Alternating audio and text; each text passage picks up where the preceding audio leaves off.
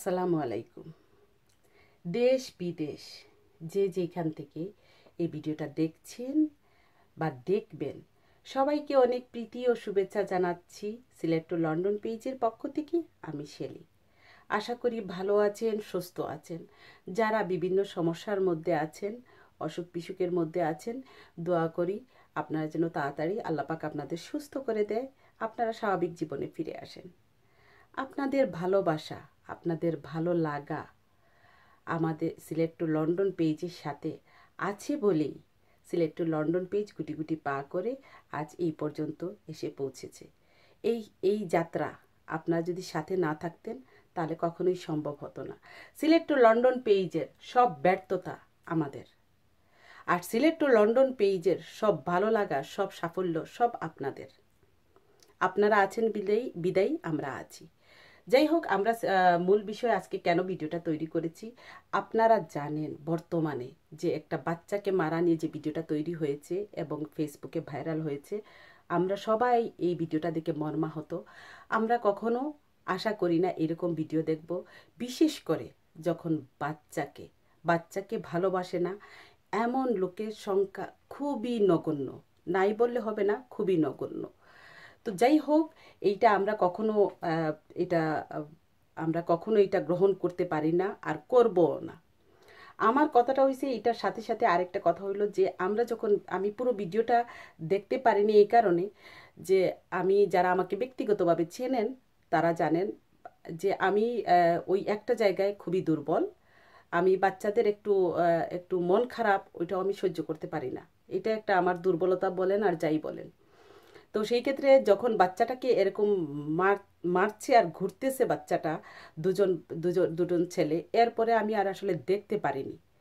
আমি এর আগেই আমার কান্না চলে আসছিল। তো যাই হোক, কিন্তু যখন এইটুকুর মধ্যে আমি যতটুকু দেখেছি যে যখন এই বাচ্চাটাকে মারা হচ্ছে তখন এই চারপাশে ছোট বাচ্চা, বড় মানুষ বা মহিলাও মনে হয় একজন ছিল, সবাই দাঁড়িয়ে, অনেকগুলো লোক ছিল কিন্তু এখানে সবাই দাঁড়িয়ে মনে হচ্ছে কোনো সিনেমার শুটিং চলছে অথবা কোনো ফিল্ম চলতেছে, কোনো নাটক চলতেছে, আর আমরা দাঁড়িয়ে দাঁড়িয়ে নীরব দর্শক হয়ে ওইটা দেখছি। এটা আমাকে বেশি মর্মাহত করেছে। আসলে কি, ওইটা মারাটা আমাদের যতই শক্তিশালী ওই লোক হোক না কেন, কিন্তু যতগুলো লোক ওইখানে ছিল সেই তুলনায় কিন্তু ওই দুইটা লোক কিছুই না। কিন্তু ওই যে লোকগুলো দাঁড়িয়ে দেখলো আর আরেকজন ভিডিও করলো, ভিডিও করাটা আর দাঁড়িয়ে দেখাটা এইটা বেশি জরুরি ছিল এরপরে বিচার করার জন্য, না ওই মুহূর্তে ওই বাচ্চাটাকে সেভ করাটা জরুরি ছিল? ওরা দু চারজন যদি ওই বাচ্চাটাকে একটু ধরতো বা ওনাদেরকে একটু বোঝানোর চেষ্টা করতো তাহলে নিশ্চয়ই এই বাচ্চাটা এত মায়ের খেত না। সেটা আমাকে বেশি ব্যথিত করেছে। একটা ঘটনা ঘটে যাওয়ার পরে এর বিচার করা এটাই বেশি জরুরি, না ঘটনা ঘটার সময় বা ঘটার আগে আমরা যদি এটা সেভ করার জন্য, এটা রক্ষা করার জন্য আমরা কাজ করি তাহলে এইটা বেশি জরুরি? প্রশ্ন আপনাদের কাছে। আমার কাছে মনে হয়েছে যে ঘটনা ঘটার আগেই আমাদের এইটার ব্যবস্থা নেওয়া উচিত। আমরা বিগত দিনে একটা ভিডিও হয়েছে, আমরা দেখছি, এটার বিচারের জন্য আমরা বলছি।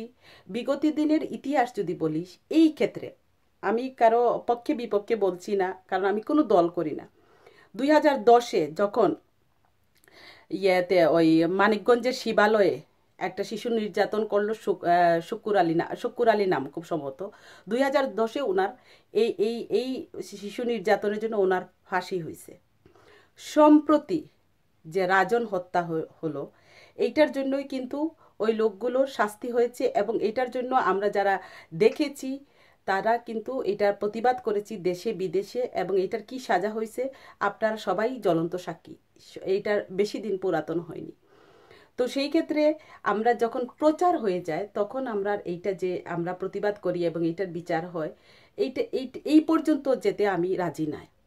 আমার হলো যে ঘটনা ঘটার পরে যে ছেলেটা রাজন বিচার হয়েছে, রাজন কি ফিরে আসেনি, শাস্তি হয়েছে। এই শাস্তিটা যখন ওপেন হয়েছে সেই ক্ষেত্রে আমি শিশু নির্যাতন আইনের প্রতিও আমি কোনো ক্ষোভ নাই, কারণ ওনারা দেখার পর যথাযথ পদক্ষেপ নিয়েছেন। পাশাপাশি আবার এই যে এইগুলো ভিডিওগুলো, এই শাস্তিগুলো প্রচার হলো, হওয়ার পরে আমাদের কি হয়েছে? আমরা কি শুধরাইছি?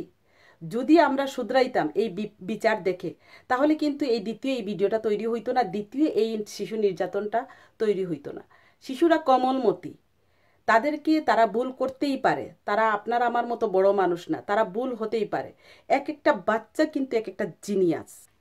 আপনারা যারা শিশুদের নিয়ে কাজ করেন, আমিও চাইল্ড প্রজেক্টে কাজ করেছি, বা যারা শিশুদের ভালোবাসেন, যাদের শিশুদের পাশে থাকা পছন্দ করেন, তাদেরকে তারা দেখবেন আমার কথাটা কতটুক ঠিক।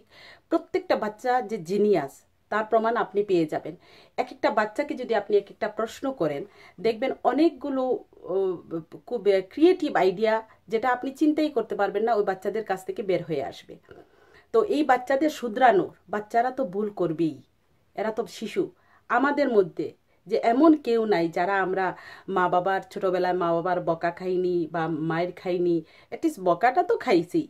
তো সেই ক্ষেত্রে আমাদের শাসন করেছেন, যার জন্য আমরা কিন্তু আজকে এই বড় পর্যায়ে চলে আসছি, এমনি এমনি চলে আসিনি। তো সেই ক্ষেত্রে এই বাচ্চা যত বড়ই ভুল করুক না কেন, এভাবে কি মেরে কি বাচ্চাকে শুধরানো যায়? এইটা কি কোন নীতিতে পড়ে? আর আমরা যারা দাঁড়িয়ে দেখলাম, এদের কি বিবেক কি একটু নাড়া দিল না? আজকে নিজের সন্তান হলে ওনারা কি করতেন? কিভাবে মায়ের দেখতেন? একটা ঘটনা ঘটার পরে চেয়ারম্যান আসলো, মেম্বার আসলো, বা আর আমরা যারা প্রতিবাদ করলাম, করার পরে আইনের যে ব্যবস্থা আছে সে অনুযায়ী বিচার হলো। বিচার হইতে আমরা কি শুধরাইছি? আমরা তো শুধরাইনি। যদি আমরা শুধরাইতাম, যদি এই এই নারীর এই শিশু নির্যাতন যে আমাদের যে কত বড় শাস্তি হতে পারে, এটা যদি আমাদের মাথায় থাকতো, তাহলে কিন্তু এই দ্বিতীয় এই এই শিশুটা নির্যাতন হতো না। তো সেই ক্ষেত্রে আমরা যখন একটা ঘটনা ঘটে যায় আর এই ঘটনার পরে প্রতিবাদ করে বিচার হয়ে যায়, বিচার হওয়ার পরে আমরা সাইলেন্ট হয়ে যাই। তো সেই ক্ষেত্রে এইটাই কি আমাদের দায়িত্ববোধ শেষ? শেষ না। এটা যদি হয়ে যায় আমাদের দায়িত্ববোধ শেষ, তাহলে এইটা ঘটনা ঘটতেই থাকবে, ঘটতেই থাকবে, ঘটতেই থাকবে। তো এইটার কোনো শেষ হবে না। তো সেই ক্ষেত্রে আমার কথাটা এখানে হলো যে আমরা যারা যে জায়গা থেকে আছি, সেই জায়গা থেকে যদি এরকম কোনো নির্যাতন হয়, আমরা তাৎক্ষণিকভাবে ওইটা রক্ষা করার চেষ্টা করব। তারপর পরবর্তীতে ওইটার যে আইন অনুযায়ী যেখানে যেটা জরুরি সেইটা সেই অনুযায়ী হবে। আমরা প্লিজ আমরা দাঁড়িয়ে থেকে দেখব না যে এই ভিডিওটা করব না, যে এইভাবে ভিডিও করব না যে আমরা নির্যাতন হচ্ছে দেখাচ্ছি, এইটা না। প্রথমে এটা করেন ভিডিও, ঠিক আছে, আমরা সবাই সচেতন হব। এটাকে আমি পুরোপুরিভাবে বলবো না যে কোনো কিছু নেগেটিভভাবে বলবো না, কিন্তু এটা বলবো যারা দাঁড়িয়েছিলেন দেখেছেন, আমি তাদের উদ্দেশ্যে বলবো যে আমরা প্রত্যেকটা জায়গা থেকে আমরা এইভাবে অন্যায়গুলোকে যেভাবে হচ্ছে এগুলোকে না আমরা রক্ষা করি। তারপরে যা হবার হবে। দুইটা মানুষ ছিল আর এতগুলো মানুষ দাঁড়িয়েছিল। তো দুইটা মানুষকে আটকানো এতগুলো মানুষের পক্ষে খুব বিশাল কাজ ছিল না, বিশাল ভয়াবহতা ছিল না। তো সেই ক্ষেত্রে আমি সবাইকে অনুরোধ করব যে এইসব বিষয়ে যার যার জায়গা থেকে আমরা যেন এইগুলো খুব সূক্ষ্মভাবে, খুব মনোযোগ সহকারে এবং খুব নিজ দায়িত্ববোধ থেকে আমরা যেন এগুলো রক্ষা করার জন্য, এগুলো সেভ করার জন্য, একদম এক্সট্রিম পর্যায়ে যাতে না যায়, সেজন্যই আমরা যাতে নিজের দায়িত্ব থেকে এগুলোর প্রতিরোধ করার জন্য চেষ্টা করি।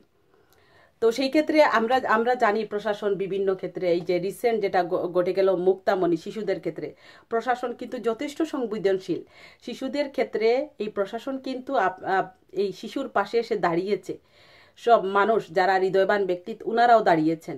তো সেই ক্ষেত্রে আমি বলবো যে শুধু প্রশাসন আর সরকার আর এইটা আর ওইটা না বলে আমরা জায়গা থেকে যাতে আমরা এইসব বিষয়ের উপর আমাদের নিজের দায়িত্ব আমরা পালন করি।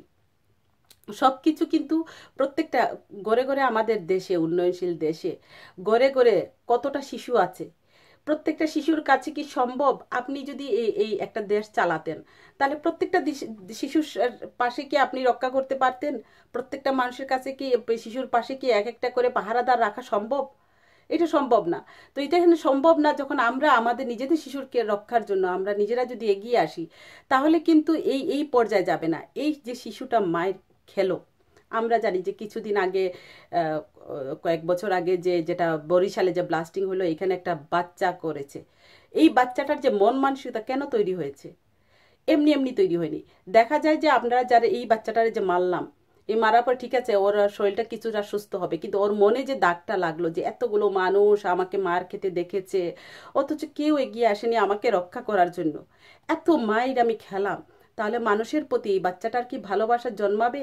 এই বাচ্চাটা আজকে ছোট, যখন সে বড় হবে আপনার আমার মতো হবে, তখন তার শরীরে শক্তিও হবে, তখন সে একটা খারাপ দিকে চলে যাবে, কারণ তার মনে মানুষের প্রতি ভালোবাসাটা জন্মাবে না। তার ওই অতীতের শিক্ষা, শিক্ষা এমন এক জিনিস যখন আপনার মনে ঢুকে যাবে, তখন কিন্তু এইটা যদি গেঁথে যায় মনের মধ্যে, আর বিশেষ করে কষ্টের ব্যথা, এইটা কিন্তু সারা জীবনেও ভোলা যায় না। তো সেই ক্ষেত্রে কি আমরা কি করছি, আমরা এইগুলো এইগুলো করে আমরা ভবিষ্যতে একটা প্রজন্মে, আপনি আমি থাকবো না যারা বড় আছি, একদিন চলে যেতে হবে, ভবিষ্যতে কিন্তু ওদের হাতেই আমাদের পরবর্তী জেনারেশন দেশ সব কিছু যাবে। তখন যদি এইসব জিনিস, এইসব বাচ্চারা যদি খারাপ দিকে চলে যায়, তাহলে কি অবস্থা হবে ভয়াবহ, সেটা তো আপনি আমি সবাই জানি। তো সেই ক্ষেত্রে আমি সবাইকে অনুরোধ করব যে আমরা যারা যারা যে যে জায়গা থেকে আমরা এগুলো প্রতিরোধ করার চেষ্টা করি, দোষ আমরা ইচ্ছে করলে অন্যের পর দিতে পারি, এটা কোনো বাধা ধরা নিয়ম না, এটা আমাদের স্বাধীনতা আছে, আমরা বলে দিলেই হবে, কথার উপর তো আর ট্যাক্স বসে না, অন্য কিছুর উপরে বসে। তো সেই ক্ষেত্রে আমরা দোষারোপ না দিয়ে আমরা নিজেদের কাছে আমরা নিজে দায়বদ্ধ হই। সর্বশেষে আমি এটা বলতে চাই যে আমরা প্রত্যেকেই প্রত্যেকের জায়গা থেকে, যাতে করে যে আমরা এই ধরনের ঘটনা না ঘটে, এই ধরনের শিশু নির্যাতন যাতে না ঘটে, প্রত্যেকের জায়গা থেকে আমরা আমরা নিজ দায়িত্বে এইগুলো প্রতিরোধ করার চেষ্টা করি। ঘটনা ঘটার পরে নয়, ঘটনা ঘটার সময় আমরা যেন এটার প্রতিরোধ করে থাকি। এবং ইউনিয়ন পরিষদ বা প্রত্যেকটা গ্রামে, প্রত্যেকটা এলাকায় যদি এরকম একটা থাকে যে আমরা সব সময় অ্যাক্টিভ থাকি, যে শিশু নির্যাতনের যে ভয়াবহতা, এটা যদি কোনো পোস্টারিং করে বা কি করে মানুষের অন্তরে যদি এর সাজাটা আমরা ঢুকিয়ে দিতে পারি, তাহলে কিন্তু অনেক ক্ষেত্রে শিশু নির্যাতন কমে যাবে। আর ভবিষ্যতে এই শিশুরা যাতে, ভবিষ্যতে এই নির্যাতিত শিশুরা আমাদের জাতির জন্য হুমকি হয়ে না দাঁড়ায়, তাদের একটা খারাপ অভিজ্ঞতা যাতে না তৈরি হয় মানুষের প্রতি, আমরা শিশুদের ভালোবাসা দেব, শিশুদের ভালোবাসবো, শিশুদের যে তাদের যে তারা কি ভালো লাগে, তাদের কি খারাপ লাগে, কি করলে তারা খুশি হয়, সেই দিকে আমরা খেয়াল রাখবো। কোনো শিশুই অবহেলিত না, সব শিশুই সব মা বাবার কাছে তার অমূল্য অমূল্য সম্পদ, সেইটা বলার অপেক্ষা রাখে না। তো সেই ক্ষেত্রে শিশুদের আমরা যত্ন নেব, শিশুদের খেয়াল করব।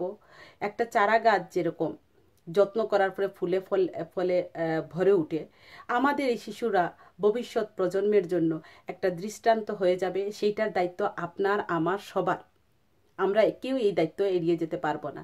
আর আমরা যদি দায়িত্ব যার যার জায়গা থেকে এড়িয়ে যাই, তাহলে কিন্তু আমাদের ভবিষ্যৎ যে কি ধ্বংসের মুখে যাবে, সেটা আপনি আমি সবাই বুঝতে পারছি।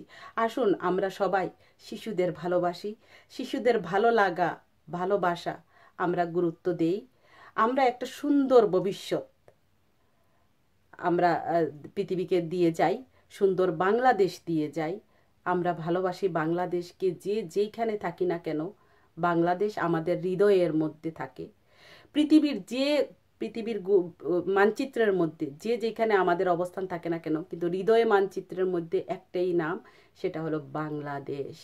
এটা আমরা কখনো ভুলি না, বলতে পারবো না, আর বলতে চাইও না। ধন্যবাদ সবাইকে কষ্ট করে এই ভিডিওটা দেখার জন্য। আপনারা, আশা করি আপনারা সিলেট টু লন্ডন পেজের সাথে থাকবেন। আবার দেখা হবে, আবার কথা হবে। ধন্যবাদ সবাইকে। আসসালামু আলাইকুম।